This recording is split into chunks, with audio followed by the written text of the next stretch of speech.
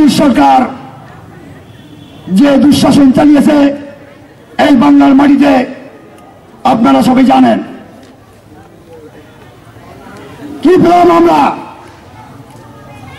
আমার পয়সা দিয়ে অস্ত্র কিনেছি বৈচিত্র্য আক্রমণ থেকে দেশকে রক্ষা করার জন্য, আর সেই অস্ত্র ব্যবহার হয়েছিল আমার দেশের ছাত্র জনতার উপরে, তাদের বুকের উপর হয়েছিল গুলি। সব নেতার দেখা শেষ, এবার ইসলামের বাংলাদেশ। সব নেতার দেখা শেষ, এবার দাঁড়িপাল্লার বাংলাদেশ। সিল মারো ভাই, সিল মারো, এবার সবাই মিলে দাঁড়িপাল্লায় সিল মারো। আল্লাহ যদি থাকে সবাই, দাঁড়িপাল্লার হবে জয়। তার জীবনটাকে উৎসর্গ করেছেন, 50 বছর কোরআনে তাফসীর করেছিলেন।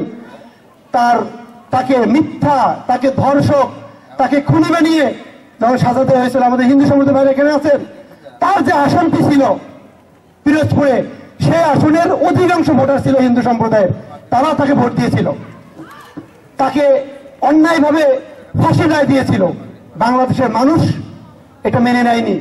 24 নম্বর ওয়ার্ডে এই ধারাবাহিকতা পরিবর্তনের জন্য ভোটার পদ্ধতি ছাড়া এদেশের শাসন পদ্ধতি পরিবর্তন করা কোনোভাবেই সম্ভব নয়। সামনে আমাদের একটি বেস্ট অপরচুনিটি আসতেছে, এ দেশের সমস্ত কিছু পরিবর্তন করে সুন্দর একটি দেশ গড়ে তোলার লক্ষ্যে আসুন সবাই মিলে বাংলাদেশ জামাত ইসলামকে সহযোগিতা করি। বাংলাদেশ জামাত ইসলামের মনোনীত সংসদ সদস্য প্রার্থীকে ভোট দেই।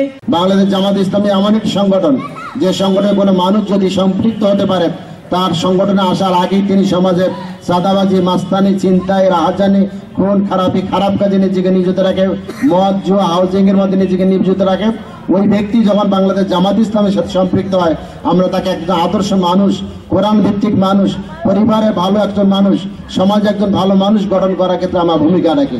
সংসদে মানুষরা ভোট দিয়েছে, কিন্তু 71-এর মহান স্বাধীনতা যুদ্ধের যে প্রত্যাশা ছিল মানুষ একটা বৈষম্যহীন শোষণ মুক্ত একটি সমাজ পাবে, কিন্তু ইতিহাস বলে স্বাধীনতার পরে মানুষরা তা পায় নাই। এবং তারপরে 12টা সংসদ দিয়েছে, কিন্তু মানুষের ভাগ্যের কোনো পরিবর্তন হয় নাই।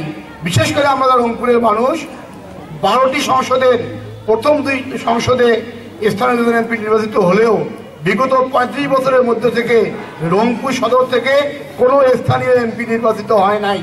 এদেশে ভোটের মাধ্যমে নেতৃত্ব তৈরি হয়, নেতৃত্ব নির্বাচিত হয়।